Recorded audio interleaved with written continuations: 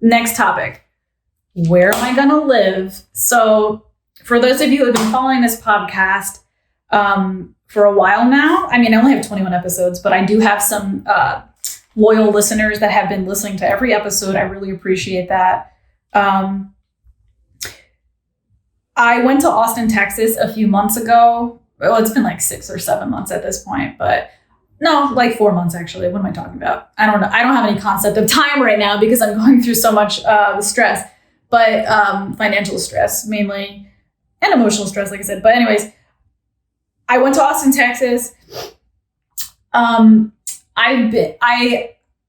of my goals this year was to figure out how to get myself in a city because I do want to pursue comedy and music. I want to pursue the arts.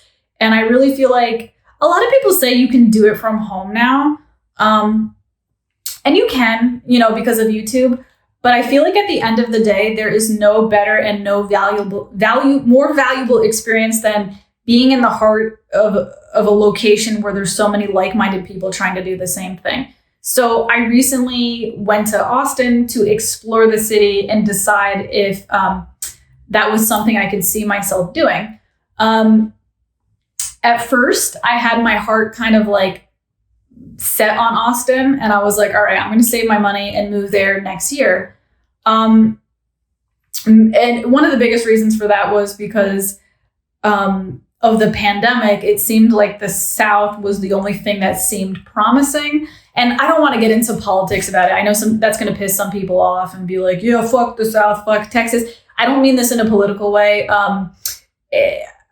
I try not to, I do have some of my political opinions, but I try not to get into political arguments with people. It's just not worth it to me. It's not worth my time and energy. But like it or not, whatever your political belief is on that, Austin, Texas is a booming city for artists. I believe that if we do have a second pandemic, it's going to be easier for artists to navigate that setting. For one, it's warm outside, so there's the opportunity for more outdoor music events and outdoor comedy events and that sort of thing. So for that reason, I do think at that time, Austin, Texas was looking like a really hot place for me to go. However, this is where we're getting to, New York City. So now that the pandemic is finally feeling like it's coming to a close, knock on wood, I have wood floors. Knock on wood, that there isn't some type of fucking second pandemic coming soon. Hopefully, to God, the pandemic is finally coming to a close and things are going to be better. I know they were like talking about a potential variant, but I really hope they figure that out and that whatever the vaccinated people is going to control the situation and things are going to be looking for the better. So I have been spending a lot more time in New York City recently. I did a gig in New York City recently. I did a photo shoot in New York City. I've been spending like a lot of time in that area in general, Jersey City, Hoboken, North Jersey / New York City. And I have to say, intuitively, I like New York City better than Austin, Texas. And I'll tell you why. And I do think that both Austin, Texas and New York City are good for artists. I think they're both really good options. I think for comedy, they're both really good options. For music, I do think New York City is better because you can't beat the New York City music scene. They say that Austin, Texas is like a music capital. I don't really believe that. From my observation, I didn't think that. I felt like there were only like really specific styles of music that were played there. I feel like it might be a music capital for like certain subgenres of rock and punk and ska and that type of stuff. And correct me if I'm wrong. Like I'm not a professional at Austin, Texas, but my observation there was I didn't really see it as like this big booming like musical capital. New York City is definitely a music capital of the world, in my opinion. Mainly because of the jazz scene and the hip hop scene, and there's just so many music producers. I mean, it's New York City. It's very populated. There's a lot of like live music and musical stuff going on there. So for that reason, intuitively, I believe that New York City is probably a better place to live for artists if you could afford it. So like weighing out the pros and cons of New York City and Texas for me, the pros about Austin, I would say, are one, the warm weather. So if there is a pandemic again, I always have the option of outdoor comedy and outdoor music and that type of stuff. So that's one pro. Another pro is the cost of living. They say that Austin, Texas is one of the most expensive cities in the South, but honestly, I've done my research. I'm from New Jersey. I already know what expensive is. It is not expensive down there, in my opinion. So, by the way, if anybody's on this podcast just because they wanted to hear about like the pros and cons of Texas versus New York City, I keep that in mind that you can find a studio apartment there for less than $1,000. The state taxes are so much cheaper than New Jersey and New York. Things are just cheaper there, you know? So I don't know who puts this rumor out that Austin, Texas is expensive. To me, it's not. Maybe if you buy a house there, it's expensive. I'm not planning to buy a house anytime soon. So that's a whole different story. I'm not a professional on that. But as far as renting, like if you're a music artist, if you're a comedian or a musician or an artist, like you probably can't afford to buy a house. So as far as renting goes, no, I don't think it's expensive. So to me, those were the two biggest pros about potentially living in Austin was like the cost of living would be so much cheaper. And if there's another pandemic, it would be easier to navigate that. However, there are a lot more pros to New York City, in my opinion. One con about Austin in comparison to New York City was that you need to drive around everywhere to live in Austin. But I mean, because of the cost of living is cheaper, you could afford to keep a car. It's easy to park. So that's not really an issue. But that's a con for me because the one thing that I love about New York City is that you can live in New York City and hop on the subway and get anywhere. So, you know, if you're having drinks with friends or it's late at night and you're doing a comedy thing and you have a drink, you don't have to worry about driving home. Like you can just, and you can always use Uber too, but still you can just like hop on a subway and like, I don't know. It really depends who you are and what you like. I'm more of like I like a fast-paced environment. You might like Austin, Texas better if you're more of a country person and you don't want a fast-paced environment. Personally, that's not me. I like action. I like excitement. I'm not much of a nature person, to be completely honest with you. I think that cities are nature, and that's like a whole nother topic. But I feel like people have this like hang up that like there's nature in the city, but like the city is nature because the city was built by humans and humans are natural. So I don't know. Personally, I'm a very like fast-paced person. I'm a very anxious person. So I feel like I need stimulation, like, or else I get bored. So I didn't feel like Austin, Texas had that thrivingness and that stimulation. They do have a lot of events and things going on throughout the year, but they have like also a lot of like dead periods as well. And New York City, I feel like as long as there's not a pandemic, they're always alive. Like it's always lively. There's always something to do. Like I said before, I did a gig there recently and I loved it. I just loved, I didn't love the parking ticket I got and I didn't love those parts of it. But if you lived there, that wouldn't have been an issue because I would have lived there. So I don't know. I just loved the environment and the vibe and the nightlife. And I don't know. I guess what it comes down to for me is that Austin, Texas would be cheaper. It would be more manageable in a second pandemic. But if there isn't another pandemic coming and I want to place my chips on the faith that we're good now, I would personally prefer to live in New York City at this point. So where does that bring me? And what does that relate to everything I'm talking about? My lease is over in November. And that's about 4 months away, 3.5 months at this point.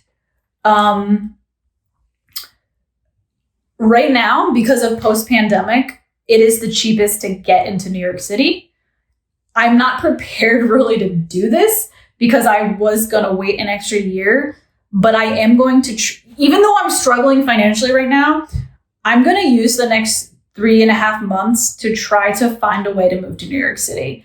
And I'm somebody who works well under pressure. Like I said, when me and my boyfriend broke up, I saw those black cats and everything went to shit. I didn't have a plan, and I ended up door dashing, and I door dashed a lot, and I found a solution, and it worked.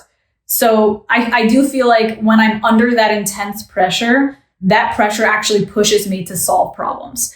So I think that's where I'm getting at. That's kind of like the theme of this episode, really, is like, I'm under a lot of stress, but I do think that everything's going to come to a close. And I think that dead turtle, to me, it represents like the end of this struggle for finding the funds that I need to do what I want. So I've been doing a lot of like, I've been applying to some more jobs. I've actually been applying to jobs in New York City because I think if I am going to move in the city, it would be good to like get established there ahead of time so that I already have a job when I'm there. I've been applying to teaching jobs. I've been applying to comedy club jobs. I've been applying to restaurant jobs, bartending jobs, and everything like that. I don't necessarily want to go back in the restaurant business, but at the end of the day, if that's what's going to make me I think probably bartenders in New York City probably make a killing because it's so busy there. At the end of the day, if that's going to give me the extra funds I need to solve my financial stresses and my financial problems, I would be willing to do that. So guys, I might be in New York City in November if I can get my shit together and figure out a solution to the problem.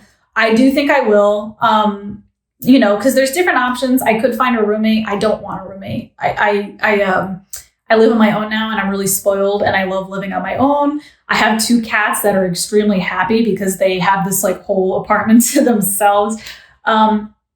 So, if I have to, I'll get a roommate, if it's absolutely necessary, but I'm honestly going to push to try to find a studio apartment. My apartment right now is pretty spacious, and that's nice. But at the end of the day, if I'm in New York City and I need to work more hours to make a living, then I'm going to kind of view my apartment as a bed. Like I don't really need all the space, I just need a little corner to make my podcast, a little corner to practice my music, and a little corner to sleep, and a tiny kitchen to cook my food. That's all I need. So my first preference would be to find a small studio. They are out there. I have looked, like I said, because of post-pandemic stress on the landlords and a bunch of people moving out.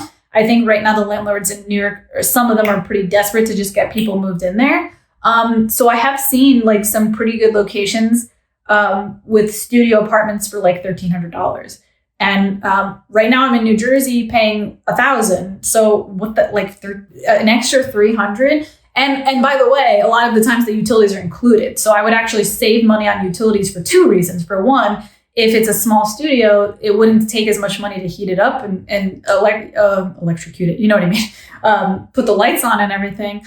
And 2, the utilities included, it might actually end up being the same that I'm paying now in New Jersey. So I'm going to really try to get a studio apartment. I'm going to try to get an extra job on top of the jobs I'm working. I really want to find a solution for this, and I want to find a routine that works because, again, like I said, everything just fucking crashed on me. I don't have the proper equipment to record the podcast right now. I don't have the money to get a new audio interface. My fucking tires, my brakes, it's fucking crazy. Like it's just all happening at once for me right now.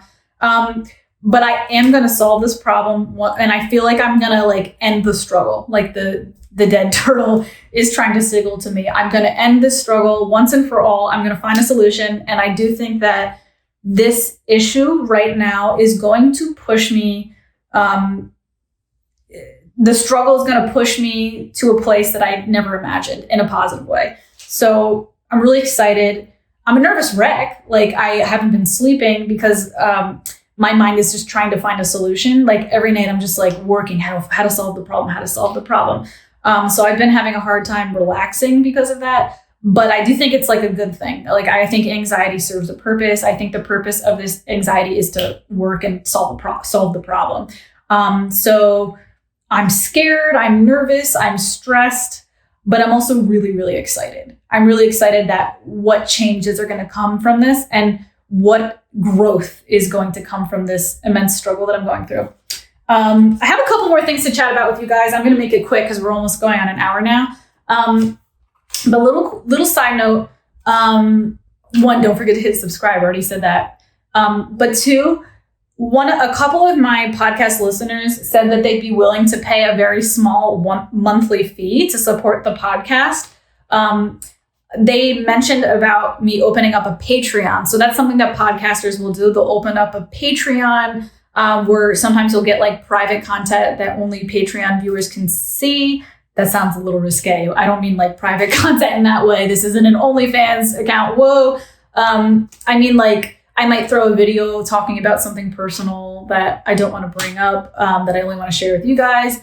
Or just in general, like, it'll help give me some motivation to keep moving because at least I'm getting a little something for these podcasts. So I'm going to figure out how to open a Patreon, and I'm going to, I don't have that many listeners right now, so there's only so much I could ask for, but I might like ask if you guys would be willing to donate 50 cents or something really ridiculous like that, like 50 cents a month on the Patreon. Until then, because I am under I have a lot of planning to do and I have time management things to work on right now. So until I figure out how to open that Patreon, if anybody wants to Venmo me a donation to help support my journey and this podcast and everything I'm going through, I'm going to leave my Venmo information below. But you can find me on Venmo easily. It's just Pranzata, at Pranzata, Pranzata. Or you could also probably find me through the email at pranzata@gmail.com. Through the Venmo app, you can find me any one of those ways. And if you would like to make even the 2 cents, I don't care. If you would like to make a donation to help me through this time and to help support the podcast and my journey into moving to New York City in November, which I have faith will definitely happen. I have to believe that because I believe by thinking positively about the situation, you're going to find a solution. So let's get me to New York City, guys. I'm really fucking excited.